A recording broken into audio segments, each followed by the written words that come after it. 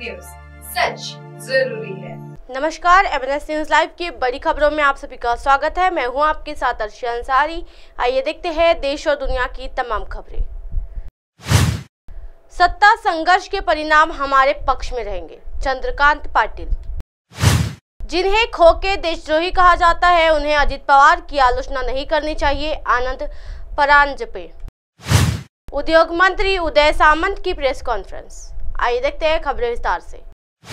सत्ता संघर्ष के परिणाम हमारे पक्ष में रहेंगे, चंद्रकांत पाटिल। जी हाँ, राज्य में सत्ता संघर्ष का परिणाम हमारे पक्ष में रहेगा। कोर्ट के सामने कोई नहीं जाता, मेरी तरह सुप्रीम कोर्ट की बात करना उचित नहीं है। सत्ता संघर्ष के परिणाम को स्वीकार करना होगा। सत्ता संघर्ष के परिणाम हमारे पक्ष में ही रहेंगे। आजची स्थिती अशी, आपण जर बघत असाल, अभ्यास करून जर कोणी लावला तर 100% निकाल आमच्याच बाजूने येणार। कारण अध्यक्षाशिवाय ती सुनावणी होऊ शकत नाही, अध्यक्षांकडे परत येईल अशा पद्धतीचे आज राजकीय विश्लेषक अभ्यासक सांगतात। तर्कशास्त्रानुसार बरोबर आहे आणि येणाऱ्या काळामध्ये उद्याच्या दिवसाकडे दूध का दूध पाणी का पाणी होऊन जाईल। आमच्या चेहऱ्यावरचे हावभाव तुम्हाला काही सांगत नाही का? एवढं त्यातून तुम्ही समजून घ्या। कसं हावभाव तुमचे एकदम क्लिअर आहे। सरकार हा शिंदे साहेबांचाच असेल। शिंदे फडणवीस सरकारमध्ये महाराष्ट्र राज्याचा विकास होतो आहे आणि हे जनतेला वावलेलं सरकार। त्याच्यामुळे मला असं वाटतं उद्याचा निकाल पॉझिटिव्ह निकाल असेल। त्या निकालाच्या माध्यमातून परत आणखी वर्षभर जोमाने काम करता येईल। राजकीय विश्लेषकांना मात्र वेगळं चित्र वाटतंय की 16 आमदार अपात्र ठरतील आणि सरकार कोसळेल अशा प्रकारे अनेक राजकीय विश्लेषक बघत असाल। पण कायदेशीर जर बघितलं असेल तर ही खऱ्या अर्थाने ही लढाई आहे अध्यक्षाच्या कोर्टातली। अध्यक्ष जोपर्यंत नॅचरल जस्टिस म्हणून अध्यक्ष जोपर्यंत याच्यावर सुनावणी घेत नाही, सुनावणी झालेली नाही, ऑलरेडी सुनावणी होणार होती आणि त्या सुनावणीच्या पहिल्याच कोर्टात गेले आहे। आणि उद्धवजींनी राजीनामा दिल्यामुळे ह्या घटनेमध्ये खूप काही हवा राहिलेली नाही मला असं वाटतंय। येणाऱ्या उद्याच्या निकालामध्ये आम्ही पॉझिटिव्ह पाहतोय। कायदेशीर चालणारा देश आहे आणि घटनेच्या समोर सगळेच लोक नतमस्तक आहे। घटनापीठाचा भी निर्णय आज शिंदे फडणवीस सरकारच्या बाजूने येईल असं मला वाटतं। जिन्हें खो के देशद्रोही कहा जाता है, उन्हें अजित पवार की आलोचना नहीं करनी चाहिए, आनंद परांजपे। श्रीकांत शिंदे। जी हाँ, कल मुख्यमंत्री एकनाथ शिंदे के आजीवन सांसद रहे श्रीकांत शिंदे ने एक बार फिर एनसीपी नेता अजित पवार की आलोचना करते हुए अपनी मूर्खता तोड़ी है। जी हाँ, उन्होंने कुछ ऐसा ही बयान दिया है कि अजित पवार की पहचान शरद पवार से है। क्या वाकई श्रीकांत शिंदे की अपनी जन्मतिथि भी याद है? श्रीकांत शिंदे के जन्म के साथ ही अजित पवार का सार्वजनिक जीवन शुरू हो गया था।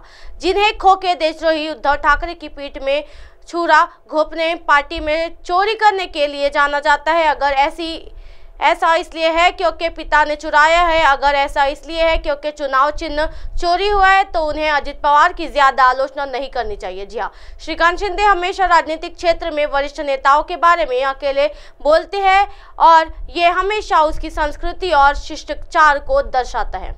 मुख्यमंत्री माननीय एकनाथरावजी शिंदे साहेब, मी साहेबच म्हणतो त्यांना, यांचे चिरंजीव खासदार श्रीकांत शिंदे यांनी राष्ट्रवादीचे नेते माननीय अजितदादा पवार यांच्यावर टीका टिप्पणी करताना पुन्हा एकदा आपल्या अकलेचे तारे तोडले की माननीय अजितदादा पवार यांची ओळख ही काका शरद पवारांमुळे आहे, अशा प्रकारचं वक्तव्य त्यांनी केलं। खरोखर श्रीकांत शिंदेंना त्यांची जन्मतारीख तरी आठवते का? मला जेवढं आठवतं 87 सालचा त्यांचा जन्म आहे आणि त्यांचा जन्म झाला त्यावेळेला माननीय अजितदादा पवार यांच्या सार्वजनिक जीवनाला सुरुवात झाली होती। श्रीकांत शिंदे जेव्हा डायपरमध्ये फिरत असतील त्यावेळेला माननीय अजितदादा पवार हे खासदार झाले, आमदार झाले, अनेक महत्त्वाची मंत्रिपदं महाराष्ट्राच्या कॅबिनेटमध्ये त्यांनी भूषवली, राज्याचे उपमुख्यमंत्री झाले, आत्ता महाराष्ट्र राज्याचे विधानसभेचे विरोधी पक्षनेता माननीय अजितदादा पवार साहेब आहेत।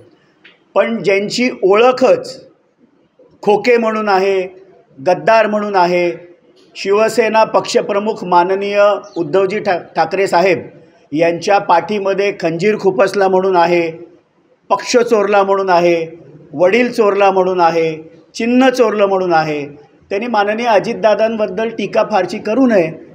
मला माहिती आहे की माननीय श्रीकांत शिंदे यांच्यावर असलेले संस्कार आणि संस्कृती ते फार काही राजकीय क्षेत्रामधल्या वरिष्ठ नेत्यांबद्दल एकेरीत नेहमीच बोलतात आणि त्यावरून त्यांचे संस्कार आणि संस्कृती ही नेहमी दिसत असते। उद्योग मंत्री उदय सामंत की प्रेस कॉन्फ्रेंस। जी हाँ, समानन से शरद पवार के बारे में लिखे गए बयान को संक्षेप में पेश किया गया है। शरद पवार ने मैच और सुबह प्रेस कॉन्फ्रेंस करने वाले को लेकर कुछ बातें इस शब्द में कही है। जी हाँ, इसलिए उन्हें आत्मचिंतित करना चाहिए। अब संजय राउत शरद पवार साहब को सलाह देने लगे हैं, वो हमें सलाह दे रहे थे। जी हाँ, महाराष्ट्र संजय राउत का दोगलापन देख चुका है। कहा जाता था कि शरद पवार समाना से अपनी राजनीतिक विरासत बनाने में नाकाम रहे।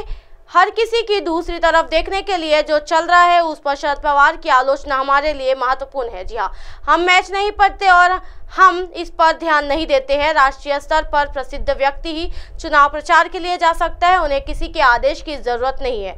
10 महीने पहले महाराष्ट्र में शिवसेना बीजेपी की सरकार बनी थी। अगर वहां के प्रत्याशियों ने गठबंधन के मुख्यमंत्री के धर्म का पालन करने के लिए उस स्थान पर जाने की अनुमति है, इसी भावना के साथ एकनाथ शिंदे उस जगह गए। जी हाँ, कर्नाटक जाने के बाद एकनाथ शिंदे को जो प्रतिक्रिया मिली वो देखने लायक थी। एकनाथ शिंदे ऐसी कुर्सी पर बैठकर किसी को सलाह नहीं देते हैं। जी हाँ, एकनाथ शिंदे की प्रसिद्ध ने कई लोगों को दुखी किया है और इसलिए वही 9:30 बजे व्यक्त किया जाता है, लेकिन शरद पवार ने इसके लिए 12 मान उपाय बताया है। उन्होंने सभी पार्टियों को सलाह दी है, वे जो कहते हैं उन्हें अनदेखा करें।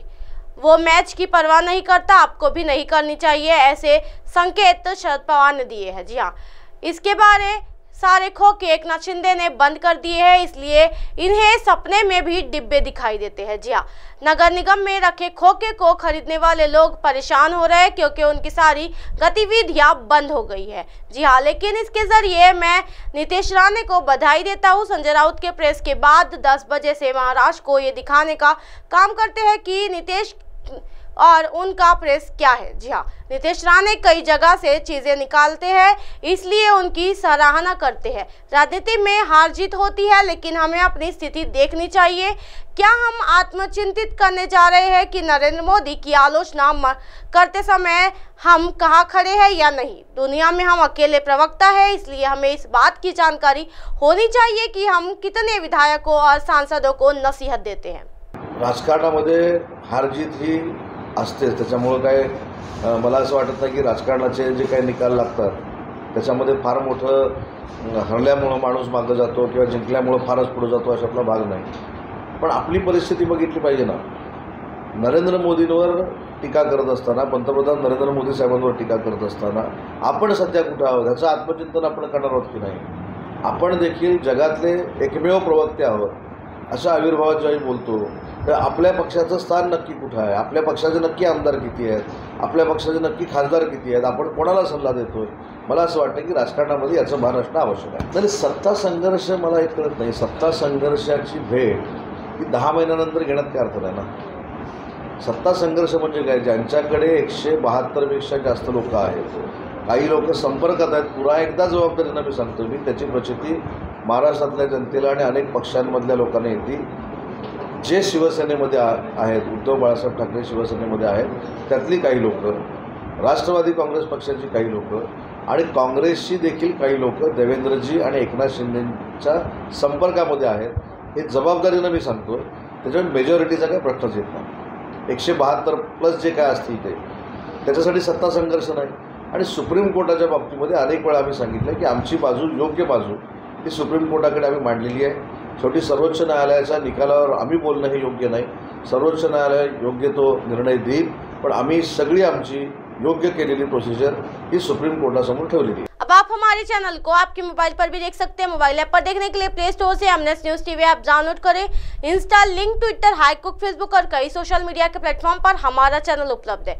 आप इसे यूट्यूब पर भी देख सकते हो। आप हमारे चैनल को लाइव भी देख सकते हो www.mnsnews.com पर।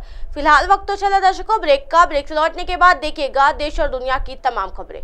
बने रहिए एमनेस न्यूज पर। नमस्कार।